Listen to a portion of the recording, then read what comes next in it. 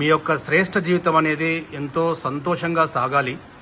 మరి మీరు ఈరోజు సహృదయ అనాథ వృద్ధాశ్రమంలో సేద తీరుతూ ఉన్నారు. ఇక్కడ రావడానికి కారణం ఏంటి? ఏం లేదు, నువ్వు ఏం సంపాదించినా మాకేమి ఇచ్చినామని చెప్పి అనవసరంగా నన్ను తీసుకొని రోడ్డు మీద ఇడిచిపెట్టిపోయిండు, నువ్వు ఎటన్నా వెళ్ళిపోమని. నేను ఆ బాధతోటి ఈ వృద్ధాశ్రమం ఈ ఆశ్రమంకి వచ్చి చేరినాను. సహృదయ వృద్ధాశ్రమంలోకి వచ్చి చేరిన వాళ్ళు నన్ను గౌరవంగా చూసుకుంటున్నారు. వాళ్ళకింత బుగ్గడ అన్నం పెడుతున్నారు. ఇది కన్న తండ్రి వారే ఆయనలు. కాబట్టి ఈరోజు కొడుకులకు గౌరవం ఇచ్చుడు చాలా తక్కువైంది తండ్రులు. కాబట్టి అలాంటి వాళ్ళు ఉన్నా ఒకటే లేకున్నా ఒకటే. కాబట్టి దయచేసి ఎప్పటి నుంచి అయినా కూడా తండ్రి ఏమి ఇచ్చింటనేది కాదు, జన్మనిచ్చుడే గొప్పతనం.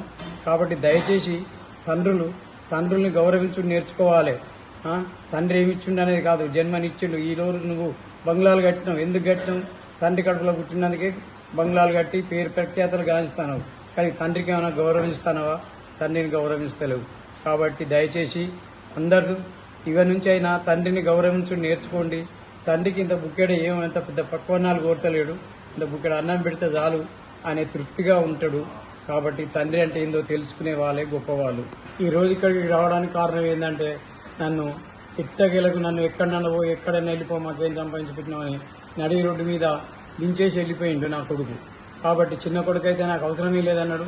పెద్ద కొడుకు అన్న కొద్ది రోజులకు దాదిండు, కానీ చిన్న కొడుకు ఆయనతో కూడా చూడలేదు.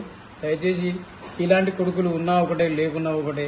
కాబట్టి పెద్ద మనుషులను గౌరవించుని నేర్చుకొని వాళ్ళు ఏమంత పెద్ద పక్వన్నాలు తింటానులా, ఏదో యాలో బుక్కడ పెడితే తింటాను, ఆ ఇంట్లో ఉంటాను, దానికైనా ఏం కోరుకుంటలేరు. కాబట్టి నన్ను రోడ్డు మీద విడిచిపెడితే నేను ఈ సహృదయ ఆశ్రమాన్ని ఆశ్రయిస్తే నాకు ఇక్కడ అన్నం దొరుకుతుంది. వాళ్ళు చాలా గొప్పగా చూసుకుంటున్నారు. ఇంతకే నాకు గొప్పదనం అయిపోయింది. దీనికి నేను చాలా సంతోషిస్తాను. దయచేసి ఇలాంటి పరిస్థితి ఇంకెవరికి రాకూడదని నేను ఆ భగవంతుని వేడుకుంటున్నా.